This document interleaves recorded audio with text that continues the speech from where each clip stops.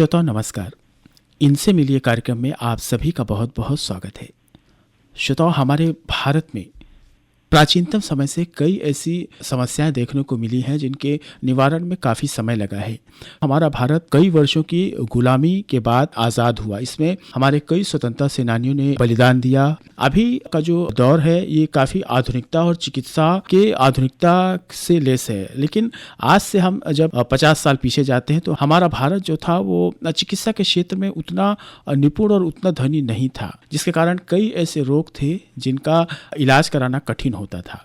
तो श्रोताओं, जब हम पूर्व समय की बात करते हैं तो कम संसाधनों में ही हमें अपनी देख रेख और अपना जीवन यापन करना पड़ता था और कई ऐसी बीमारियां होती थी जिन्हें दैवीय प्रकोप मान लिया जाता था या असाध्य मानकर उसे छोड़ दिया जाता था। श्रोताओं, इसी तरह का एक रोग कुष्ठ रोग था जो भारत में काफ़ी विस्तृत था और जिसका इलाज भी उतना उपलब्ध नहीं था और इस अनुपलब्धता के कारण लोग अज्ञानतावश इसे दैवी प्रकोप और बुरे कर्मों की नीति मानकर भोगते रहते थे और आगे चलकर उनके काफ़ी गंभीर परिणाम भी होते थे। तो श्रोताओं, हमारा छत्तीसगढ़ इस मामले में काफ़ी महत्वपूर्ण है क्योंकि भारतीय कुष्ठ निवारण संघ जैसा एक संस्थान हमारे छत्तीसगढ़ में है।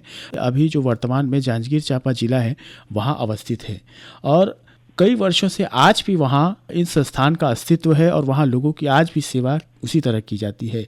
और 1962 में इस संघ की स्थापना हुई थी जिसे भारतीय कुष्ठ निवारक संघ के नाम से स्थापित किया गया था और अभी हाल ही में इस संघ को सम्मान से भी सम्मानित किया गया है अपने सेवा कर्मों के कारण। तो श्रोताओं, आज हम बात करेंगे भारतीय कुष्ठ निवारण संघ के सचिव सुधीर देव जी से। तो सुधीर जी, कार्यक्रम में आपका बहुत बहुत स्वागत है। धन्यवाद। सुधीर जी, जैसा अभी हमने कार्यक्रम में बताया तो आप सबसे पहले तो भारतीय कुष्ठ निवारण संघ के बारे में बताएं। हमारी संस्था की स्थापना सदाशिव गोविंद कात्रे जी ने 1962 में की थी। वो स्वयं कुष्ठ पेशेंट थे।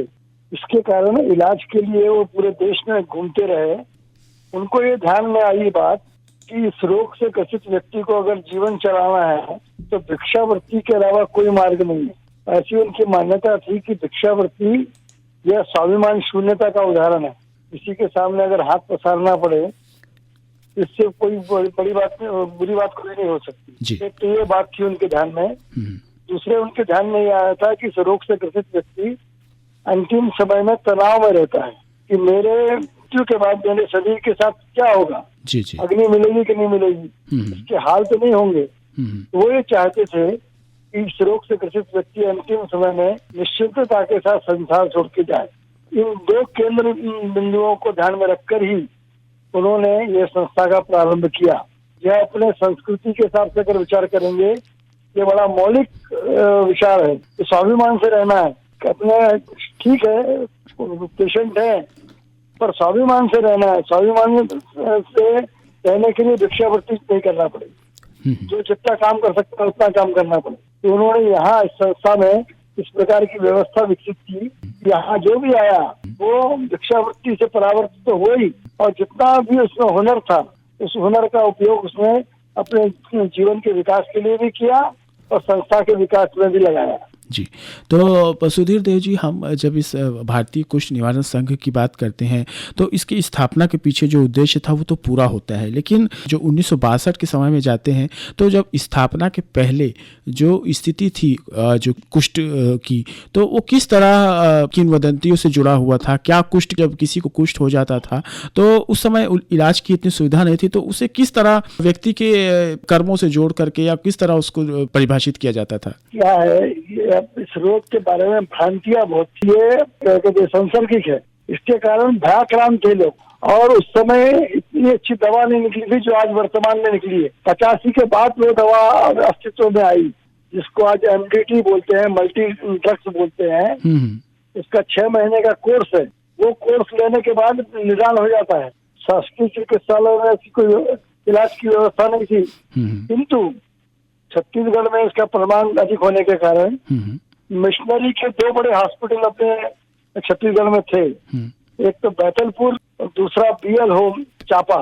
ये दोनों लिप्रेसी के हॉस्पिटल थे। तो स्वास्थ्य का इलाज तो यहाँ होता था, किंतु पेशेंट के लिए जो मानसिक क्लेश था, एक तो बहिष्कार का, गांव वाले निकाल देते थे, परिवार वाले निकाल देते थे और भिक्षावृत्ति करना पड़ती थी। चाहे वो कितना ही पढ़ा लिखा आदमी हो, जीवन चलाने के लिए भिक्षावृत्ति के द्वारा ही उसका जीवन चलता था। तो ये जो परिस्थिति बनी थी ना, ये उसको मानसिक क्लेश पहुंचाती थी। इसका निदान इन 2 अस्पतालों में नहीं था। इन 2 अस्पतालों में सिर्फ शारीरिक जो कष्ट था उसका निदान भर था। कात्रे जी ने और इस बात को समझकर ये आश्रम इसीलिए प्रारंभ किया, यहाँ आने वाले व्यक्ति को मानसिक त्रास से भी दूर रखना है जी। और स्वाभिमान से भी जीवन जीने के लिए प्रेरित करना है। हाँ, तो सुधीर देव जी, जब हम बात करते हैं आप भारतीय कुष्ठ निवारण संघ की, तो 1962 से आज तक आप देख रहे हैं कि उस समय का एक दौर था जिस समय पढ़े लिखे लोगों की, जो शिक्षित लोगों की संख्या काफ़ी कम थी। तो उस समय आप लोगों को कैसे आश्रम तक लाते थे?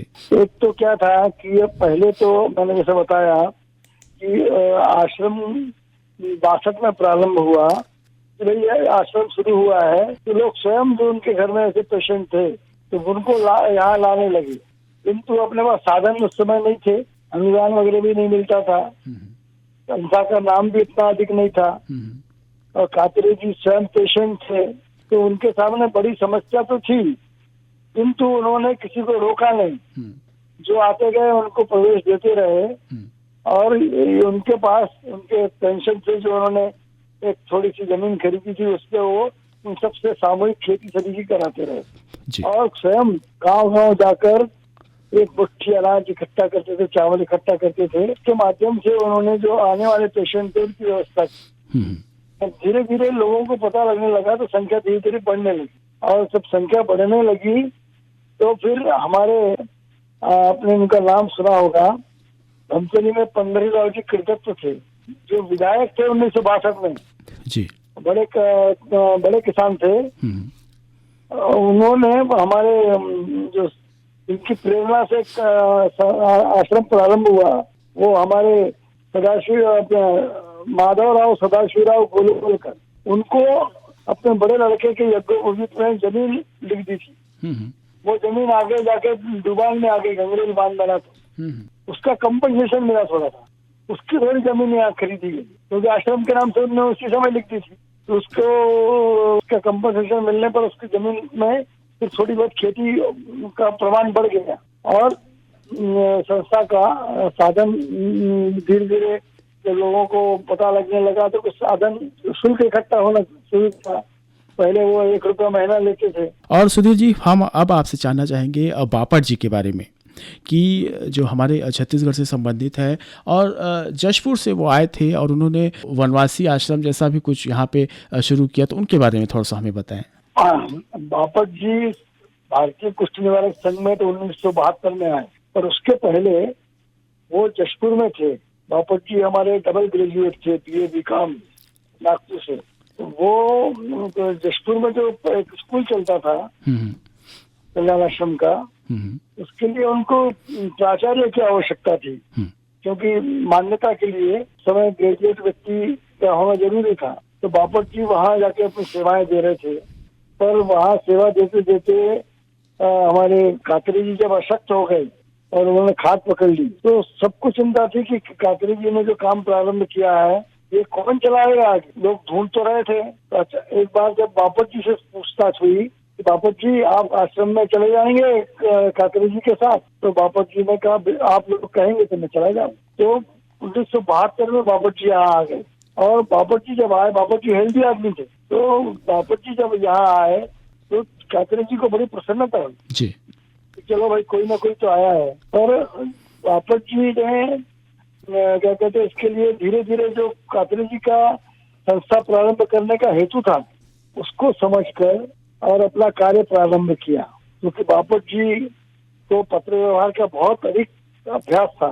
तो बापट जी ने यहीं बैठे बैठे कई पूरे देश में पत्र व्यवहार करके संस्था के बारे में और संस्था के लिए साधन इकट्ठा की और उसी का सुपरिणाम हुआ कि संस्था वर्तमान में समाज सेवा के जो 4 आयाम हैं, शिक्षा, स्वास्थ्य, स्वावलंबन और जागरण, इन चारों आयामों के अंतर्गत कार्य कर रही है। शिक्षा के अंतर्गत बापट जी ने छात्रावास प्रारंभ किया कुष्ठ रोगियों के स्वस्थ बच्चों के लिए।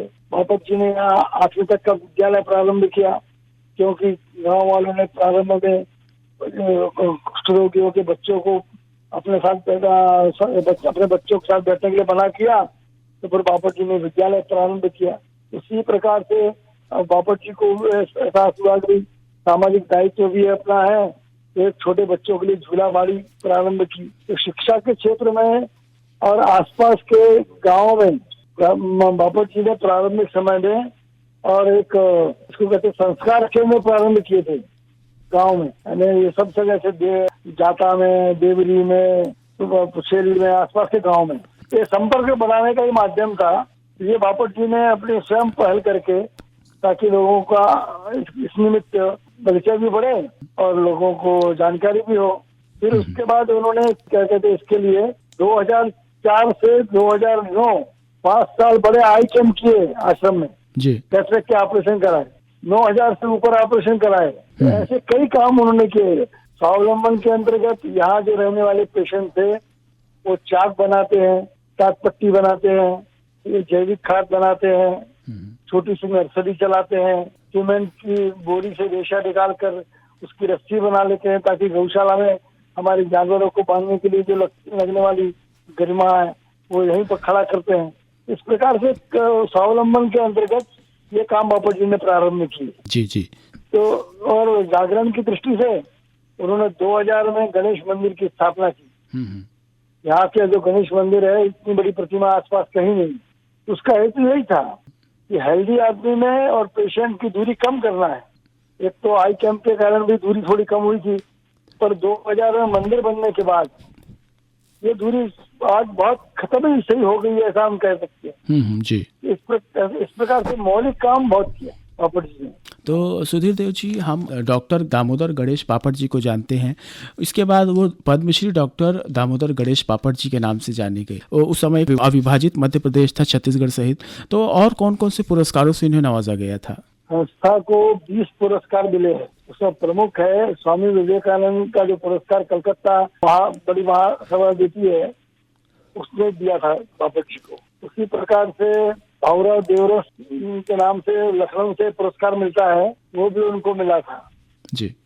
वो अटल जी के हाथ से मिला था उनको। इंदौर में जो अहिल्याबाई होलकर पुरस्कार मिलता है, वो भी प्रधानमंत्री के हाथ से इंदौर में उनको मिला था। तो ऐसे कई पुरस्कार हैं जो कि उनको बापट जी को मिले थे, है ना जी। तो क्योंकि संस्था के नाम से मिले थे, बापट जी प्रतिनिधि थे जी, इसलिए बापट जी सब जगह लेने गए थे। तो बापट जी को व्यक्तिगत तो पुरस्कार जो मिला वो अपना पद्मश्री मिला 18 में भारत सरकार ने उसी कारण से उनको पद्मश्री से सम्मानित किया जी। छत्तीसगढ़ शासन ने भी पुरस्कार दिया था उनको, राज्य सरकार का पुरस्कार बापट जी को। हम आपसे जानना चाहेंगे कि जो आपका भारतीय कुष्ठ निवारण संघ है, इसकी शाखाएं हमारे छत्तीसगढ़ में कहाँ कहाँ हैं और इन शाखाओं में क्या क्या कार्य किए जाते हैं?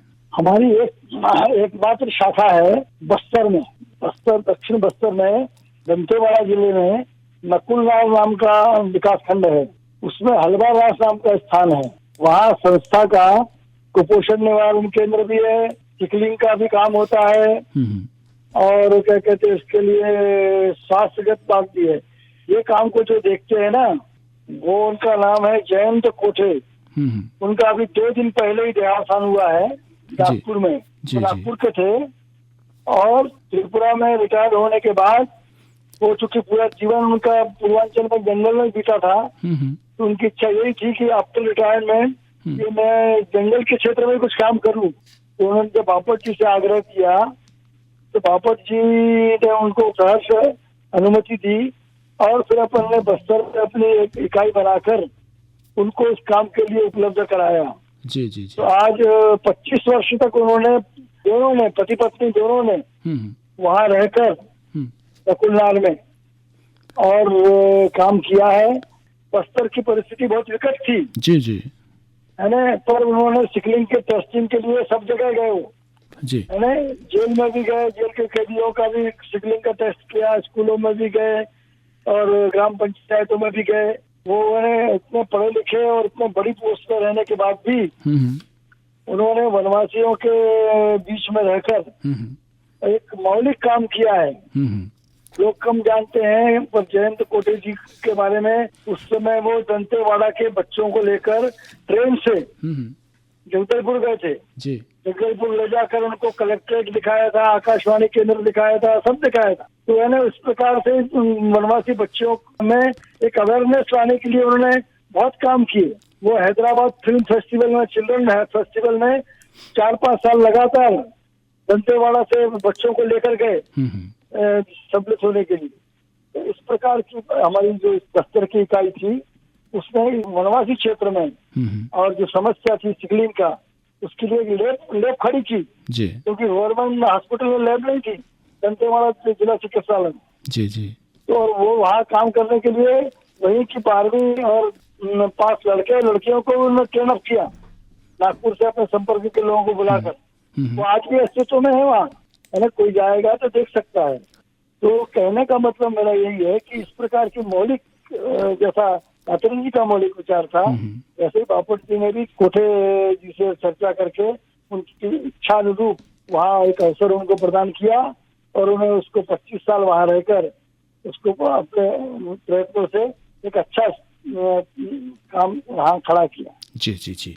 तो सुधीर जी, कार्यक्रम में चलते चलते हम आपसे जानना चाहेंगे कि आपका ये जो संस्थान है भारतीय कुष्ठ निवारण संघ, ये सीधे मानवता से जुड़े कार्य करते हैं।